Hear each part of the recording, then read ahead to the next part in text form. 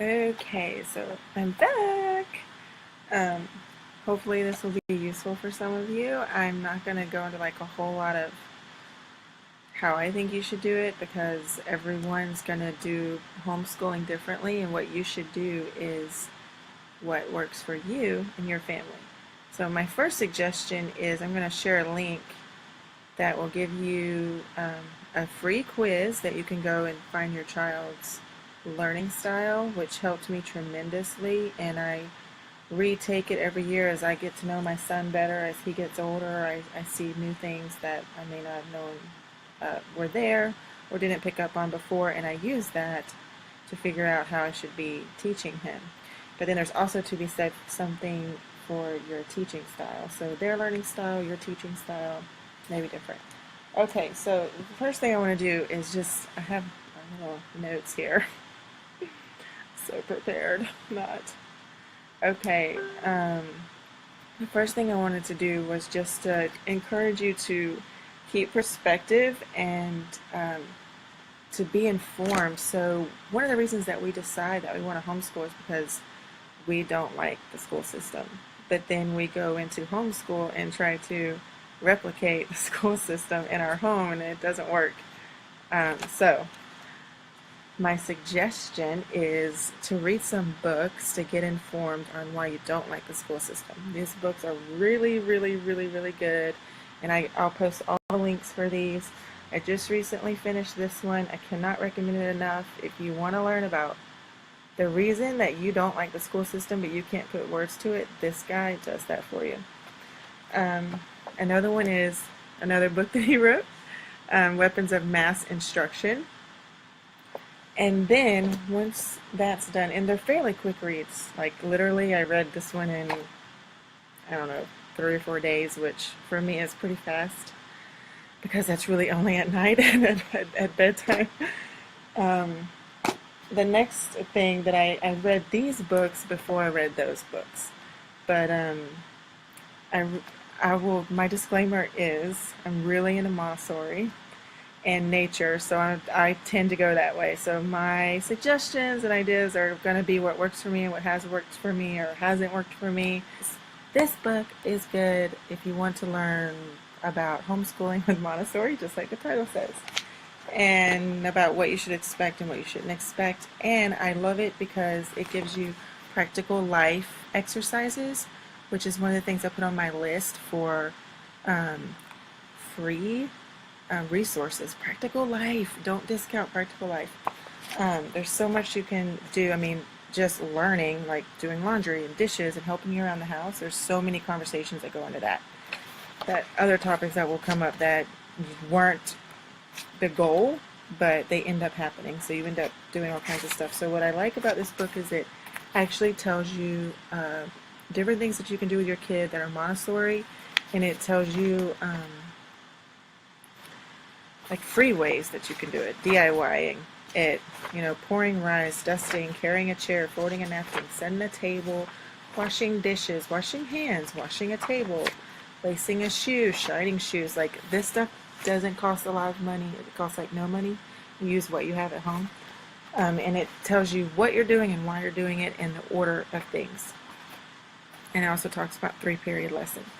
Okay, so moving on. These are 2 books that I also like for the same exact reason, that's specific to building a better brain. So all kinds of things you can do for 2 to 6, and it has DIY stuff in it. So again, the DIY stuff is typically free or very low cost, and you're then doing Montessori in your home for free. And I know a lot of people don't do Montessori because they think it's so expensive with all the supplies, and if you buy the classroom type activities, then they are pricey. But this tells you how to do things without having to spend a lot of money. So, but you got to buy the books to get the information. So that is some money that you have to spend.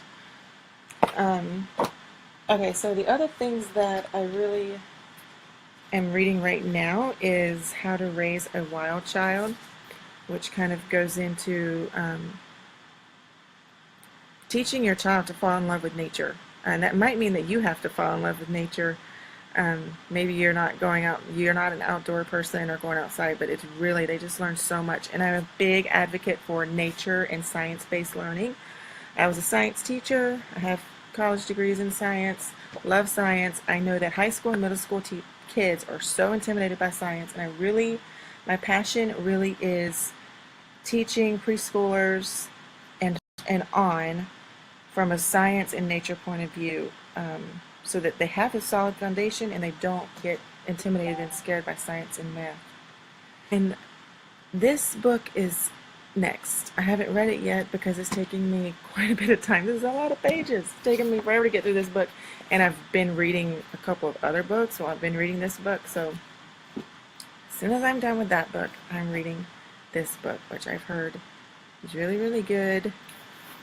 Okay, so I have a list here of things that don't cost a lot of money, and then I'm going to end the video with that. So I already said in the first video, don't try to replicate school at home because it won't work. Take the quiz to get your child's learning style. That will help you figure out what to do, and it will show you different early education philosophies like Montessori, Waldorf, whatever. Practical life skills lead to further conversation. That's all free, and you're bonding and you're communicating and they're learning, and it's great. Nature walks. You could check out nature guides from the library. There are inexpensive curriculums out there. I think I've heard, I think it's called the Peaceful Preschooler. I've heard that I don't think it's very expensive. I use a nature curriculum. I can go into that later, but I love it. My other thing is, if you can't find a group that fits into your learning style, there's probably other people out there who are in your same position who want to do the same thing that you do. So you start a group. I mean, be prepared for it to take 3 or 4 months to find consistent people. Every time I change something about my group, I have to spend 3 or 4 months rebuilding, but whatever. I have a friend who does Montessori like I do, except she makes things out of cardboard boxes. So I'm going to get some pictures from her Facebook page to show you guys. I mean, she makes everything, and she makes them out of cardboard boxes because her husband is a mover, and he gets all these extra boxes for free from people who, just throw them out or whatever, and he brings them home, and she uses cardboard boxes to make everything from object permanence boxes to spindle boxes, all kinds of stuff. So I'm going to save her pictures and post them so you can see that you can make fine motor activities that they like with cardboard boxes. A garden. There's this quote that says, if you have a garden in a library, you have everything you need. It's so true. You could homeschool for free with a garden in a library. Events on Facebook. Go to them, plan them. If there's something you want to do, plan it, and people will show up. Show up to things that you can come to. If you say you're going to come. Follow through, even though you're tempted not to. When you get up in the morning, you don't feel like it, or you're uncomfortable, or you're not going to know anyone. Most likely, none of us know each other. So just come and have a good time. A garden in the library, yes. Ah, yes. I just saw that quote there like a few weeks ago. Okay, so the other thing is the homeschool store, which amazingly a lot of people don't know about this place. There are 2 locations. One is near, I can't think of the name of it, but anyways, it's in Matthews and this other place that I can't think of. And then in North Charlotte, there's another one, and I find Montessori supplies there.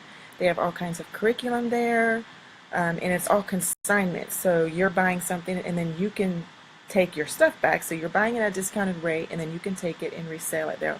And they have everything from toddler supplies to Montessori supplies, to all the curriculums that you can think of. Like the whole store is full of books and math and things that I'm not even familiar with because I don't use them or I'm not there. And I love it. And I make it, I go there probably once every 4 to 6 weeks or anytime I get in the mood. If there's something that I'm needing, I check the price on Amazon. I go, I look there, I get it if they have it, or compare the price, or I let them know I'm looking for something. They put my name on a list, And like right now, I want a light table, and I really don't want to spend $100. So I have my name on a list there, and I'm hoping, cross my fingers, that one shows up. So I'm not really into like using screens and apps and stuff because I'm just not. I'm one of those like, my husband is a network engineer and technology is all over our house, and I just try to be really purposeful with not having my son get sucked into it because it is so prevalent in my home. Um, but we do use YouTube like for music because my son's learning Spanish, my husband's Hispanic. So we do a lot of music, a lot of Spanish music, and then also I put down Pandora because Pandora is a free music resource. You put in your topic and you can listen to music in different languages or your language or whatever. Okay, so two things that I want to get off my chest about budgets and the idea that we have to have free or we can't afford to homeschool or we can't afford whatever, how much does it cost and all this stuff. For one thing, if you go to a public school, you're going to get a list of things that you have to buy and certain clothes that you have that have to fit a certain dress code, and there is money that has to be spent when you go to a public school. More money has to be spent when you go to a private school. And then suddenly we decide we want to homeschool, and all of a sudden we can't spend a penny. I mean, you have to, I'm sure it's possible to homeschool like completely for free, but I just think that you have to at least budget what you would spend on school supplies if you were sending your kid to public school. I think that is a realistic perspective. Otherwise, you're going to feel sort of handicapped and that your hands are tied because you can't do this, you can't do that because it costs a little bit of money. I just think you need to like set that in your budget, that it gives you flexibility to do activities. You can do a ton of free things, but it's always good if there's a quality curriculum or quality group that you want to get involved in, to get involved in it. And then my other thing is to buy quality. When it comes to spending money, especially because I do Montessori stuff and I hear so often about, I can't afford it, I can't afford it, I can't afford it. Well, we tend to buy a ton of toys for our kids, and they have a ton of stuff. I see posts on, I don't have this experience because we don't do this, but I see tons of posts on Facebook about people saying they have toys everywhere and they don't know what to do with all of them. Well, you're buying things that only last for a couple months, and then you have to get rid of it and you throw it away, or you get $1 or $2 for it, or you take it to Salvation Army. If you buy things that are quality, they might cost more up front, but they last longer, they have multi-use, and their resale value is better. So I just think it's about perspective and also about getting educated on what you really want to do, which is where these two books come in, because these books are awesome, and I really think everyone who homeschools should read them to really get a perspective of why you're homeschooling and what you should really expect and why you don't want to do things like the school system does things and why the school system was created in the first place. Oh, it's terrible. Okay, that's all.